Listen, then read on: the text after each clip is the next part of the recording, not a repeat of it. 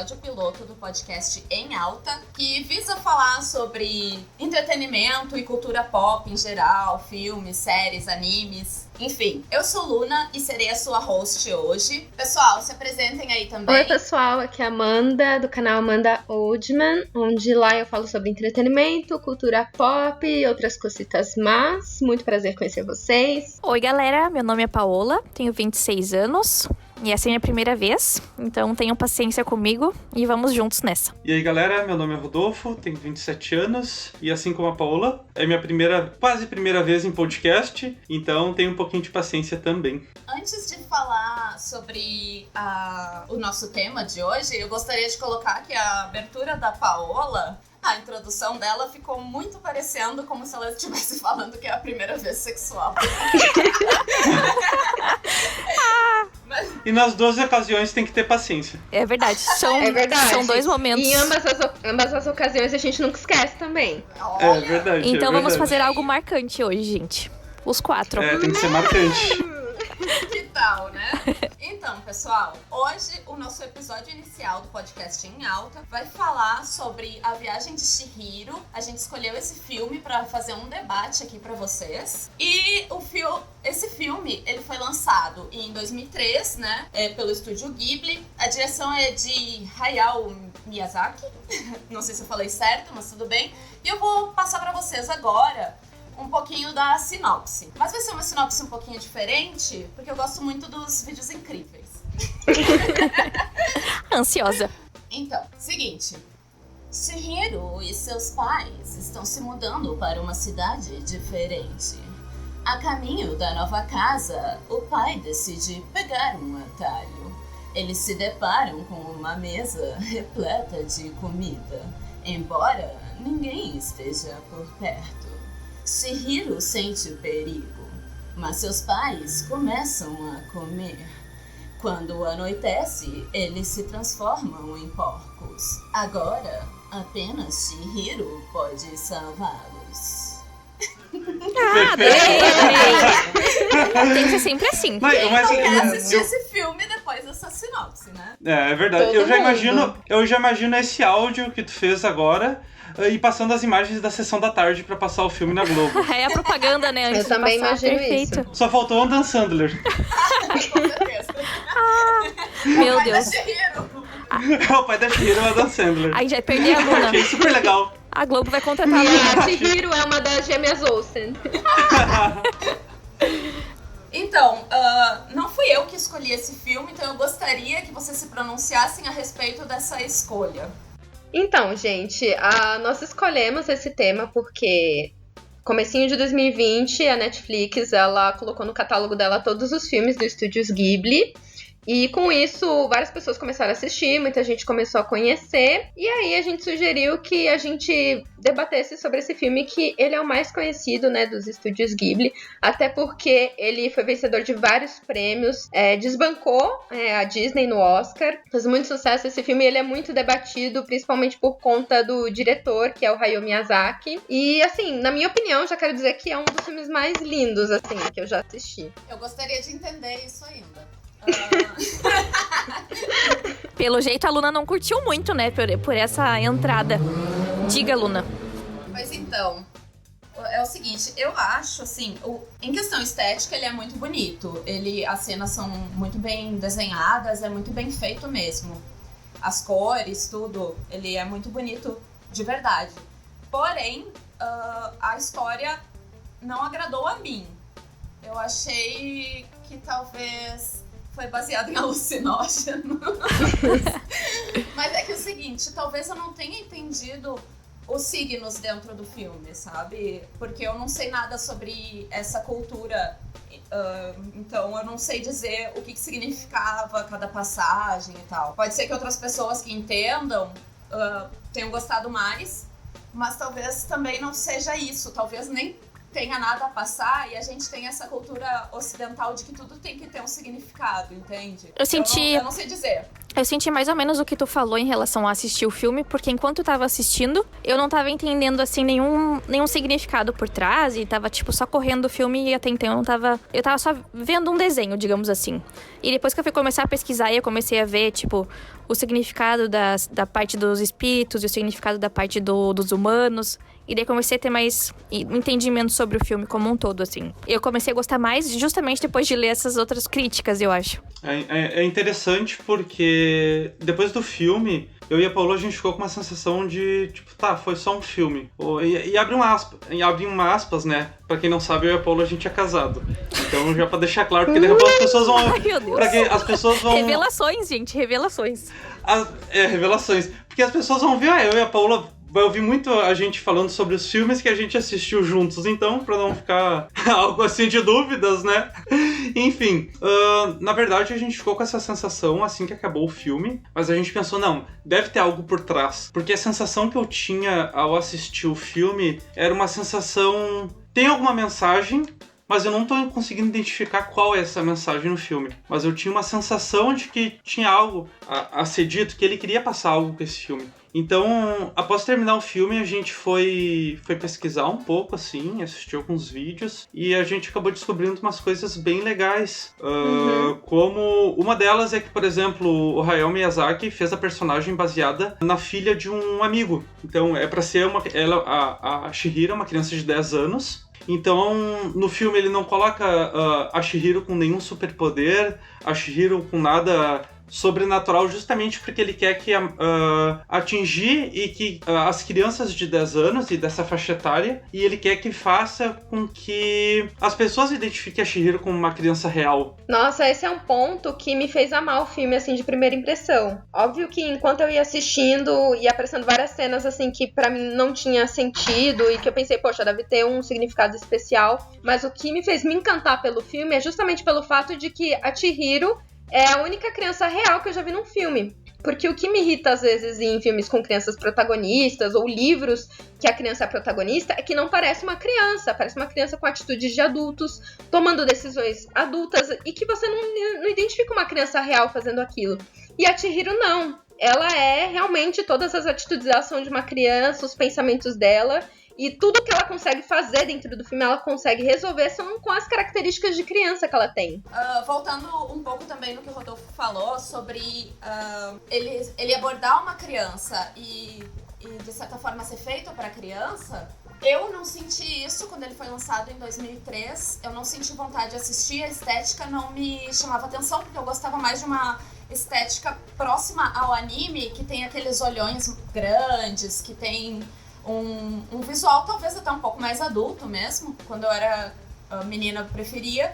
Mas eu assisti dessa vez sem procurar significados. Que nem vocês foram atrás, eu não fui atrás. Eu assisti como se eu fosse uma criança. E eu não acho que ele é um filme pra criança. No sentido de que a criança vai só se deslumbrar com um monte de cores, mas não vai entender nada do que estava acontecendo, sabe? Sim. Sem falar que, assim, de primeira impressão, assim, um ponto crítico, é que se eu, adulta, fiquei com medo, assim, de alguma cena, imagina uma criança, assim, sim, sabe? E eu penso, se a gente teve dificuldade, às vezes, de entender o significado, tipo, eu e o Rodolfo, a gente pesquisou, a gente foi atrás, tu também, Amanda, foi pesquisar na internet. Pra uma criança, tipo, obviamente, a não ser que seja uma criança superdotada e com uma crítica de mundo muito diferente do normal, uma criança de 10 anos vai assistir como um desenho mesmo, né? Como os efeitos e a parte que tem, tipo, a luta e coisas assim. Eu acho que o grande pulo do gato dele pode ter sido isso também. Ele consegue atingir todos os públicos com um único filme. A criança que vai assistir com a inocência de uma criança e entender só a parte lúdica, e o adulto que talvez vai ver que tem uma crítica por trás, ou vai entender, ou vai ir atrás, que nem a gente fez.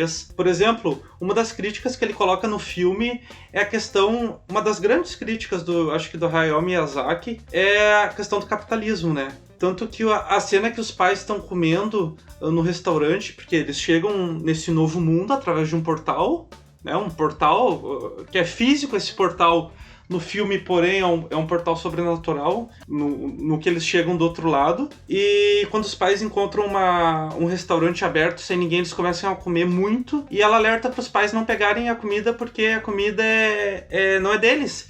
e eles falam assim, não, a gente vai comer, mas não tem problema porque a gente tem cartão de crédito. Então, isso é uma cena que tem uma crítica dele ao capitalismo, porque como ele tá mostrando como as pessoas perdem a essência por causa do poder ou por causa do dinheiro em si. E sem falar que fica uma ideia de que, tipo, não, se eu tenho dinheiro eu posso fazer tudo. Tipo, o mundo é meu, né? Eu posso pagar, eu posso chegar aqui nesse restaurante, vou me servir com o que eu quiser e é isso. Eu, tipo, mando nesse mundo. E eu vi muitas críticas em relação a isso, né? De que esse mundo que ele mostra dos pais, essa sociedade de esbanjar, de capitalismo, tipo, cruel mesmo. E essa sociedade dos espíritos seria uma sociedade mais a japonesa tradicional. Tipo, eu não entendo muito sobre isso, mas pelo que eu li, é uma sociedade muito de trabalho, de lutar e da meritocracia, entre mil aspas, mas de, tipo, tu lutar e trabalhar e conquistar algo, mas de tu nunca aproveitar o que o suor, o teu esforço tá gerando, né? E já a sociedade dos pais da Chihiro é uma sociedade pós esse período, é uma sociedade já que quer esbanjar, que quer gastar o máximo que pode. E tem até, acho que na primeira cena, eu não lembrava disso, eu só fui me dar conta depois que eu li o trecho do material que eu tava lendo. De que quando eles estavam no carro, quando a Chihiro tava no carro com os pais, a mãe dela comenta alguma coisa relacionada a eles terem que passar pra comprar algumas coisas. E mostra no carro que eles já tinham, tipo, um monte de compra, um monte de sacola de supermercado. Nossa. E, tipo, por que tem que ir no supermercado? Tipo, é mais pra esbanjar do que por necessidade, né? Então eu achei bem curioso essa parte, porque eu não tinha me dado conta durante o filme. Nem eu, agora que você falou. É interessante porque são pequenos detalhes que ele insere no filme. O outro exemplo é quando a Chihiro acaba tendo que trabalhar obrigatoriamente pra Yubaba, que é a dona da casa de banho. Então, quando ela começa a trabalhar pra Yubaba, ela perde o nome dela e ela ganha um outro nome, né? Que seria mais um número. Então, a crítica ao capitalismo dele é isso, que a gente acaba perdendo a nossa essência e a gente acaba virando só mais um número dentro dos outros. Pois é, mas aí entra uma questão de que não encaixa muito bem com o que a Paola falou, que o mundo dos espíritos era válido na meritocracia e tudo mais. E apesar de ter um pouco disso, tem também ali naquele mundo mágico um pouco de escravidão, né? Tem abuso do trabalho infantil e por aí vai. Mas é justamente o que eu falei. Justamente por ele ser... Por tu perder tua essência, ela virar um número ali dentro, é a crítica ao capitalismo, né? Sim, não, é a crítica ao capitalismo. Só que também não é o sistema de meritocracia dos espíritos. Não é que eles não têm também um mundo menos capitalista do que os pais dela, por exemplo. Eu acho que eles têm, tipo, eu acho que é o início é o capitalismo daquela coisa de tu achar que tu vai trabalhar muito, tu vai conquistar as coisas, mas nunca chegar esse dia que tu conquista as coisas, né? Tipo, tu tu vende tua força de trabalho, tu vende tudo. Vende o nome, vende tudo e trabalha, porque um dia tu vai conquistar algo, um dia tu vai chegar lá. E já a sociedade do mundo real, né, dos humanos, tipo, não que chegou lá, mas que a mãe da Chihiro e os pais podem ter uma possibilidade de comprar coisa, de ostentação, mas eu vi que ele faz a crítica dos dois lados. Ele não é, tipo, tem muitos filmes que a gente assiste que às vezes, quer como é que se diz? Tipo, dizer que romantizar aquele período, e ele não pretende fazer isso. Ele não quer dizer que a sociedade japonesa de antigamente era muito melhor e nem de que agora é muito ruim. Tipo, ele consegue ver que antigamente era ruim, sim. Tanto é que essa ideia de que tu se vender pro trabalho, de tu querer fazer 1001 coisas e nunca aproveitar o teu esforço, não te leva a lugar nenhum, não é positivo também. Assim como ser um porco não é positivo, também ser aquele escravo também não é nada positivo, né? Talvez ele queira que a gente faça uma reflexão, talvez de achar um meio termo nisso tudo, né? Nenhum extremo e nenhum outro. Seria essa a representação da Chihiro, né? E tem uma cena também, que eu também só lembrei depois que eu assisti, é que eu não lembro como é que chama esse personagem, mas é aquela mulher que ajuda a Chihiro a conseguir um emprego. Tipo, que no início ela não quer ajudar ela, mas depois acaba ajudando, vira meio que amiga dela. Uma moça mais velha, né? Uma mulher mesmo. E que ela comenta com a Chihiro que, tipo, ela tá trabalhando muito, mas que mais pra frente ela vai poder viajar. Tipo, que é um plano dela viajar. Mas que ela nunca consegue viajar porque ela trabalha e nunca chega esse dia de aproveitar a vida que ela tá tanto batalhando, né? Uma coisa que eu achei, assim, interessante... Na verdade, acho que foi uma das coisas que eu achei mais interessante no filme e que ela se esgota muito rápido, porque logo eles entram nesse mundo. Eu achei interessante a relação dos pais da Chihiro com ela. Porque eu não sei se isso talvez seja um modus operandi dos pais orientais ou coisa do tipo, mas a mãe dela era extremamente fria. Assim, o pai dela era um pouco mais espirituoso, mas ainda não tinha um quê de pai. Não tinha sabe? Um modo de agir, assim. Ele era meio vida louca, eu achei. Mas a mãe dela, extremamente fria. Tanto que no momento em que eles vão entrar lá, que os pais decidem que vão entrar no templo, a mãe dela fica, vem, Chihiro, vem, sabe?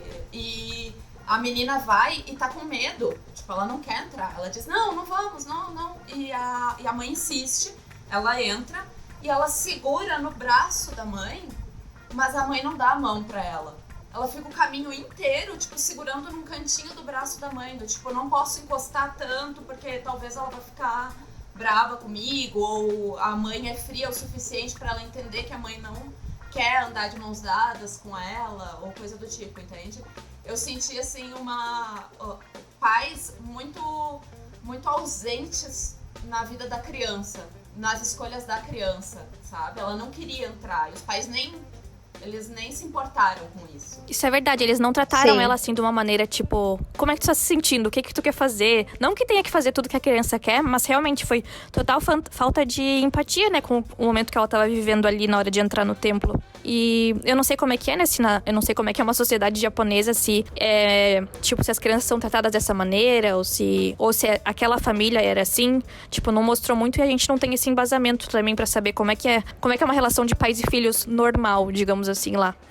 Sim, mas eu achei interessante, sabe? É verdade. Porque ela fez de tudo pra salvar os pais dela e em momento algum ela teve algum pensamento do tipo, não, os meus pais fazem errado, talvez eles mereceram um pouco. Não, sabe? Em momento algum ela dá uma lição de moral nos pais, por exemplo.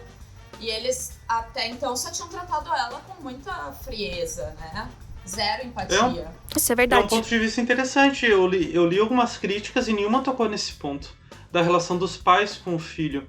Então, achei olha, interessante, mesmo, Luna. tipo, eu não tinha parado pra Adorei pensar essa nisso. coisa. Eu não tinha pensado também. É verdade. Eu achei estranho. Tanto que na cena... Pode falar. Pode falar, Paula. Não, eu só achei estranho. Então. Fala, Paula, melhor. Tá.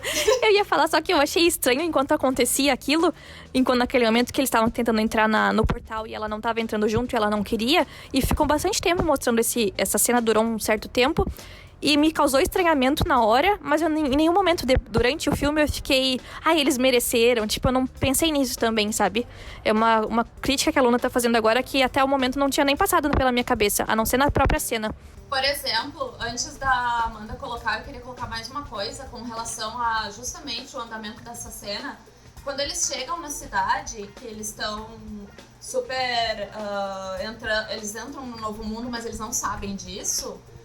Eu achei louco a questão dos pais terem super se jogado naquela banca de comidas sem tipo, achar nada estranho, que não tem ninguém por lá. E não tem, tipo...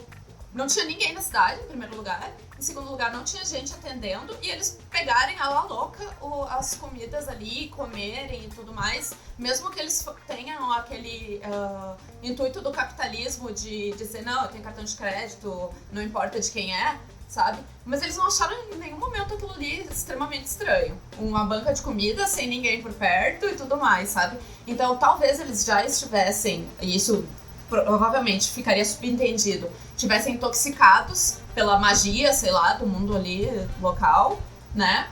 Ou era só assim mesmo, mas eu achei estranho isso. Ou pode ser só mais uma crítica também ao capitalismo que ele faz, tipo, como a ganância e o capitalismo excessivo e os produtos em excesso deixa a gente cego. Uhum. Eles simplesmente nem pensaram, eles só pensaram em consumir. Tipo, o excesso de consumo.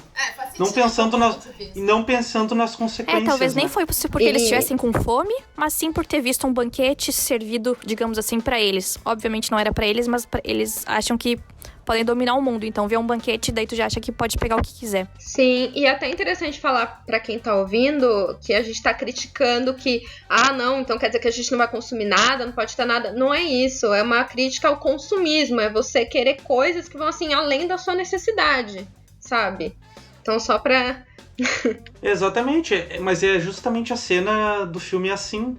eles não estão só comendo por comer, eles não servem um pouco. Eles comem tudo que eles veem pela frente, tipo, na cena fica claro que tá sendo um exagero, aquilo tudo que eles estão comendo. Aquela cena é creepy, pelo menos pra mim. Foi muito esquisito ver, tipo, eles virando porcos. E como eu não tinha lido nada sobre o filme antes de assistir, eu não sabia se ia virar um filme meio macabro, eu não sabia se era feito pra crianças ou não. Mas quando eu vi aquela cena, foi meio que assim, tá, peraí, que filme é esse? O que tá acontecendo? Essa cena me perturbou muito e me lembrou uma cena de Pinóquio, em que as crianças consomem doces adoidado num parque de diversão e tudo mais e começam a virar burros, né? E quando eles se tornam porcos ali, e essa cena de Pinóquio, ela foi muito traumatizante na minha infância. Quando eles se tornam... Eu não conheço essa cena. Nossa, tem que assistir o Pinóquio clássico da Disney, assim. É o próximo Amiga, filme. eu assisti adulta essa cena e eu fiquei traumatizada. Ai, fiquei curiosa. Quando eu vi essa dos porcos, assim, foi a mesma sensação, sabe? Uma agonia daquilo tá acontecendo. E o pior de tudo é que aquilo, tecnicamente, tá acontecendo pra criança. Eu não tô dizendo o filme é pra criança, tô dizendo aquela cena dos pais se tornando porcos tá acontecendo pra aquela criança que tá ali, a Chihiro. E daí eu fico com agonia ainda mais, não só por eles terem se tornado um animal, mas por ela ter que estar presenciando isso, sabe? É muito macabro, assim, pra uma criança. É uma cena aflitiva, né? É uma cena que gera muito desconforto. Mas eu acho que nos filmes dele ele busca isso. Por exemplo, uma outra crítica que ele faz é um pouco a questão da poluição. Um exemplo é aquela cena do espírito do rio que entra lá na casa de banho pra tomar um banho. E a Chihiro tem que dar o banho nele porque ninguém quer ir, todo mundo tem medo. Então, que ela chega a tirar uma bicicleta do espírito do rio que tava presa, né? E isso eu vi que o Hayao Miyazaki falou que ele se inspirou numa cena que aconteceu na história dele. Então, quando ele era criança, ele estava limpando um rio e tirou uma bicicleta de dentro do rio e precisou de ajuda para tirar. Então, ele tem muito essa questão da natureza, né? Tanto que depois que limpam o espírito do rio, vem que o espírito do rio não era um monstro. Era só o espírito do rio. Ele era um monstro justamente por ele estar coberto de sujeira que as pessoas jogavam dentro do rio. Sim, ele não era um monstro nem por culpa dele, nem por genética, digamos assim. Exatamente. Ele era por culpa das outras pessoas, daí a crítica cai em cima delas. Exatamente, então eu acho muito legal os filmes dele. Esse filme, por causa disso, né? Ele tem toda a cena parece que tem algo a mostrar. E é legal também que essa cena mostrou o preconceito, né? Tipo, se a gente visse também um ser desse na rua, a gente talvez tivesse uma reação igual a das pessoas que tiveram ali. Tipo, não deixa entrar, é um ser sujo. Igual, tipo, pessoas que não podem entrar em lojas porque não estão bem vestidas e não são bem aceitas na sociedade. Mas ele era uma pessoa tanto como qualquer outras ali, né? E depois que ele tirou aquela sujeira... Aí essa é uma versão oriental da história, tipo, o cara todo sujo, aí a ver era Jesus. Você rejeitou Jesus. É tipo isso. Era Jesus. Era Jesus, tipo você rejeitou. isso. É verdade. De certa forma, essa analogia de Jesus é em cima dessa questão do preconceito, né? E aquele outro bicho, Exatamente. gente, eu não sei o nome dos personagens, mas aquele outro bicho que era o Homem Sem Rosto, alguma coisa assim. Ai, eu amo ele, o sem Gente, face. esse- Gente, ai, ele é muito fofo. E era uma coisa que eu não sabia se ele era do bem, se ele era do mal. Tipo, foi durante as Ele é cenas. dúbio, né? Eu ficava, tá, e aí? O monstro sem rosto ele se adapta às pessoas que estão na volta dele. Sim. Porque quando ele tá na volta e ele tá ao redor dos clientes da casa de banho, as pessoas são todas gananciosas porque ele começa a distribuir ouro. Então fica todo mundo muito agressivo. E por causa disso ele começa a comer as pessoas. Porque as pessoas são agressivas. Ele absorve a voz delas. Porque quando ele come o sapinho, que é um dos primeiros ali que aparece ele digerindo, a voz do sapo que conversava com ele é a voz que ele passa a falar com as outras pessoas. Eu achei interessante isso. Eu acho que é por isso mesmo. Eu acho que ele absorve quem tá ao redor. Porque todas as vezes que ele tá perto da Chihiro, ele é super dócil. Por quê? Porque a Chihiro é inocente e dócil. Ele acaba virando inocente e dócil também. E ela é a única que não quer se vender pelo ouro e, tipo, tudo que ele faz não adianta porque ela é uma pessoa, tipo, sem ganância, sem esse tipo de coisa. E Pura. ela é a única pura naquele ambiente, né? Então talvez por isso que ele, quando se aproxima dela, muda o comportamento e não quer fazer mal. Mas eu achei muito aquele personagem muito, assim, esquisito pra mim, assim. Porque no início eu achava que ele era, quando ela deixou a porta aberta e ele entrou, né? Não foi uma coisa assim? Sim, ela convida ele pra entrar, né? Isso. Ela achava que ele era um cliente, ela fala pra empregadora dela ali que ela achava que era um cliente da casa de banho. E daí depois eu não sabia, quando ele começou a ter aquele comportamento, ele vai meio que engordando também, né? Tipo, ele muda, e daí eu ficava, tá, mas ele vai fazer mal pra Chihiro agora, então ele não é bom. E ficava na minha cabeça, meu Deus, e agora? O que vai acontecer? E daí depois no final, lá no final do filme, quando ele vai junto e fica com a irmã gêmea lá da Ayuba, não sei como é que fala. Da Yubaba. Isso, essa. Quando ele fica lá, daí mostra que no lugar que eu li, falava que seria um bom lugar, talvez, pra ele ficar, porque era longe do mundo da ganância. E talvez mostre que ele era um espírito meio... Quando tu se deixa levar muito pela situação que tu tá e pelo ambiente que tu tá. Então, ele estando nesse outro ambiente, no campo, com uma pessoa humilde, seria o melhor ambiente pra ele poder crescer e poder se, tipo, viver. Eu preciso deixar claro que o meu amor pela voz do dublador Guilherme Briggs, que eu identifiquei logo de início no pai da Chihiro e identifiquei em outros personagens no decorrer também, só que ele altera bastante a voz pra não ficarem todos, né, parecendo a mesma, assim. E, nossa, ele é um dublador incrível, né? Ele é o dublador do Superman, assim. E, meu Deus, eu sempre que eu assisto e eu pego a voz dele, assim, eu fico, nossa, ele tá no elenco. É que nem tu vê um filme, sei lá, com o Henry Cavill, que é o Superman em si. E daí tu pensa, nossa, ele tá no elenco desse filme, o Superman. Daí eu penso a mesma coisa quando eu escuto a voz do Guilherme Briggs. Ai, gente, o Guilherme, ele é um profissional incrível. Eu queria até indicar pra quem tá ouvindo o canal dele no YouTube. Vocês já viram aquele vídeo que ele faz dublando bonecos? Gente, é maravilhoso. O que ele faz do Coringa, gente, eu morro de rir. Assim, eu passo mal de dar risada. Ele é extremamente talentoso. Nossa, gente, eu não conhecia. Muito. Um beijo, Guilherme Briggs. Aquelas. Guilherme Briggs, participa com a gente. A gente viu o filme legendado com áudio em japonês. Então a gente não teve como nem pegar a referência. Eu gosto muito de assistir desenho. Se tem a possibilidade de assistir dublado na dublagem brasileira, eu sempre assisto. Eu consigo também prestar mais atenção nas imagens do desenho. E porque eu realmente acho a dublagem brasileira genial, assim. Mas a dublagem brasileira realmente... incrível, assim. Todo mundo elogia, né, os dubladores brasileiros. Sim, ou seja, você que não gosta de dublagem brasileira, olha, apenas mude. Eu não sei se vocês sabem, mas um amigo meu tava ontem mesmo comentando a respeito que a dublagem brasileira, ela é uma das melhores e que é interessante, assim, que a dublagem russa, por exemplo, ela é a dublagem, é uma dublagem extremamente simples. É um cara dublando o filme. Nossa! Ai, eu não acredito! A maior parte dos filmes é isso. É tipo como se uma pessoa estivesse traduzindo o filme. Ou às vezes tem mais de um dublador, mas é um dublador homem pra todos os homens, todos os atores homens, e uma dubladora mulher pra todas as mulheres. É absurdo, gente, Nossa. é absurdo. Tu não tem emoção. Assim, eles têm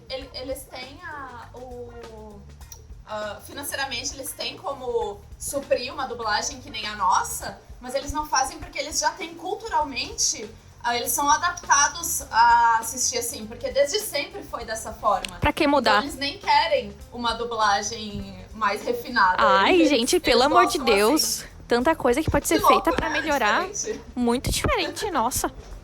Bom, ainda bem que no Brasil não é assim, né? Porque imagina que sem emoção, tu não sente o personagem, tu... não ia gostar. Imagina assistir Dragon Ball com a voz do Goku, todos os personagens. Seria um pouco interessante, né? Não Ou Bob vai dar Esponja.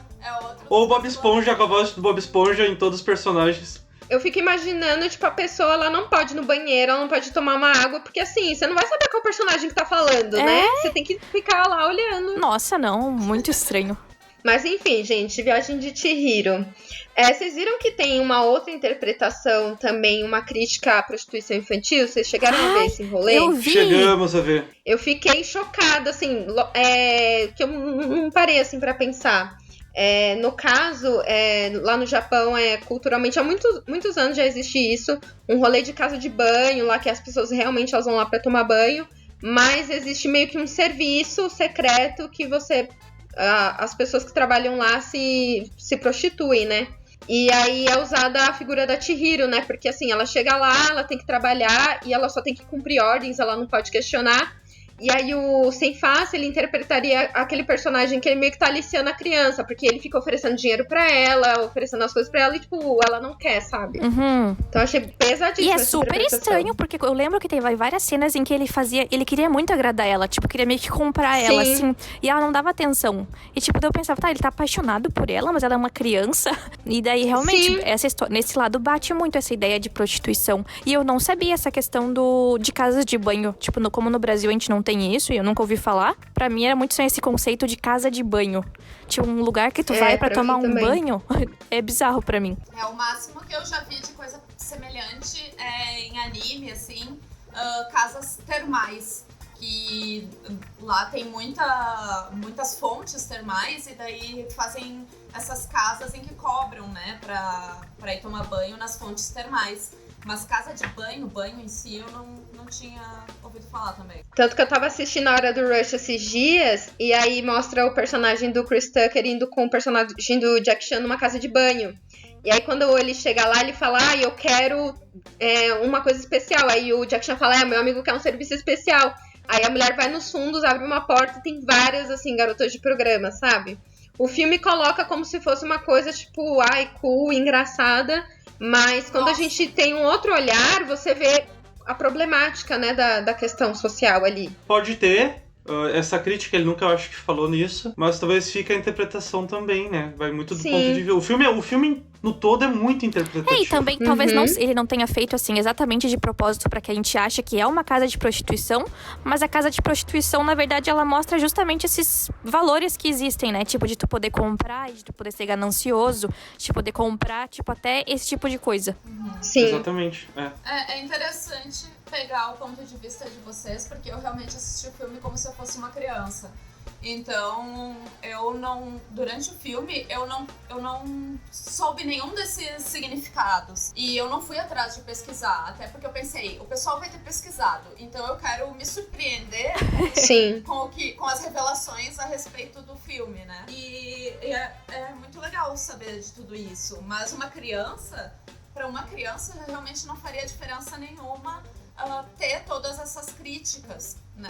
Exatamente. Pra criança, o importante é só o andamento da história e se ela vai conseguir salvar os pais. Exatamente. Então é aquela coisa, ele faz um filme muito reflexivo mesmo e que busca talvez um meio termo nas coisas. Assim como ele mostra uma crítica ao capitalismo, assim como ele mostra também os personagens malvados, ele também tenta mostrar que também não são todo mal, né? Alguns personagens, por exemplo, a Yubaba, ela é super ruim pra Chihiro, mas ela é super boa pro bebê dela. Que é bizarro. Aquele. É bizarro, é assustador aquele bebê. Não, é bizarro aquele bebê. Nossa, é muito engraçado. Quando ele falou, eu fiquei, o quê? Ele fala assim. Eu acho bizarro quando o bebê fala assim, se tu não brincar comigo, eu vou quebrar o teu bracinho.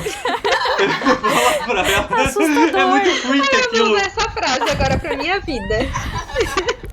Mas isso é legal mesmo, que eles mostraram, tipo, num desenho de criança normal, digamos assim, pelo menos os que eu tava acostumada a assistir, era sempre, tipo, o bonzinho lutando contra o mal, e o mal só tinha defeitos, e o bonzinho só tinha virtudes.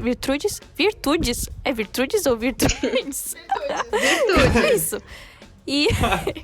E nesse não, tipo, tu vê que, tipo, a véia Yubaba, ela ama o bebê e ao mesmo tempo ela é ruim com os funcionários, tipo, ela consegue ser boa, mas ela consegue ser ruim.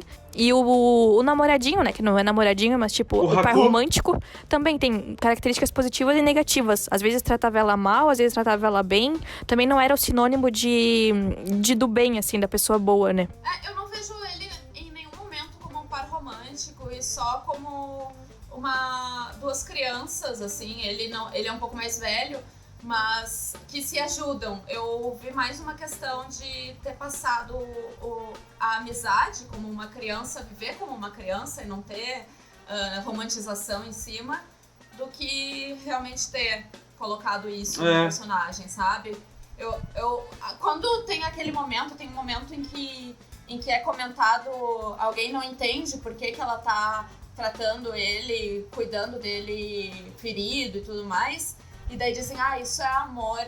Eu senti como amor ali, um amor fraternal, um amor puro, e não um amor romantizado, ou até mesmo sexual. Até porque desde o início foi ele que ajudou ela. E no início ele não queria nem que ela entrasse lá, né? Ele tentou impedir que ela...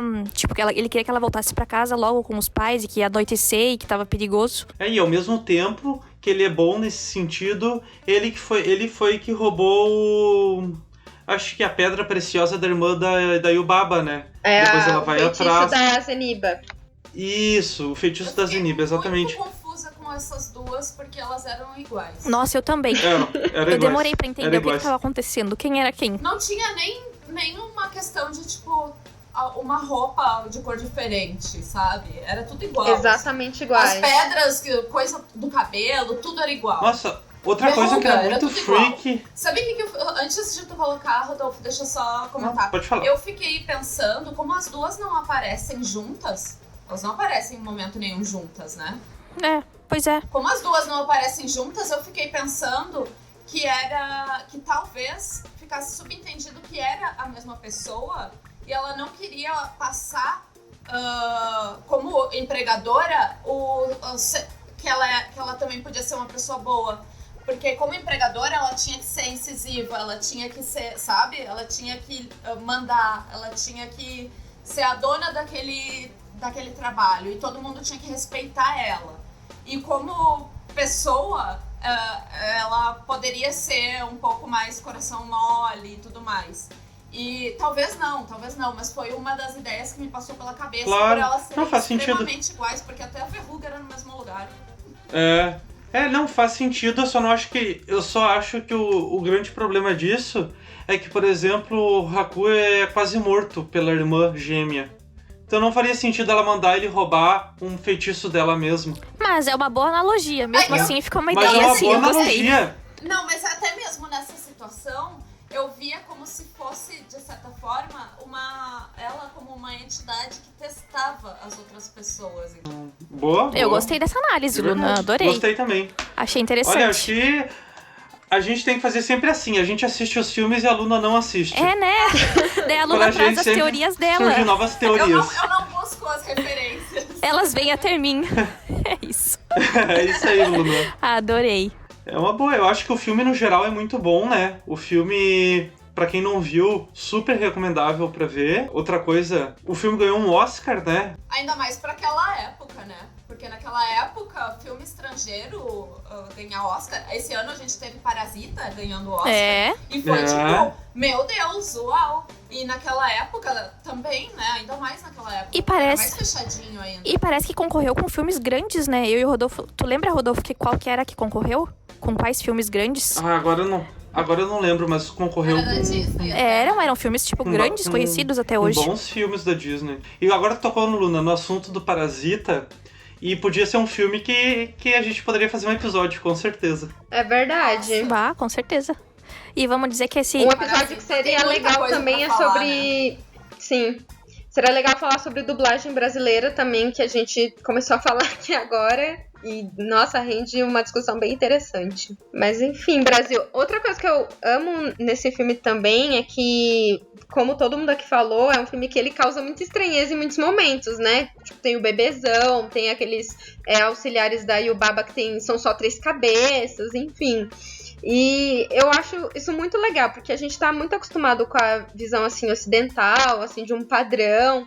E aí, essa visão, esses personagens, eles causam esse susto na gente, causam uma estranheza, mas eu não sei vocês, depois que você vai assistindo, você vai acostumando e você passa, tipo, a conseguir se conectar com aqueles personagens. Eles são, assim, disformes, né? Isso. Eles são distorcidos, assim, e exagerados ao mesmo tempo, né? Que a Yubaba, por exemplo, tem um cabeção.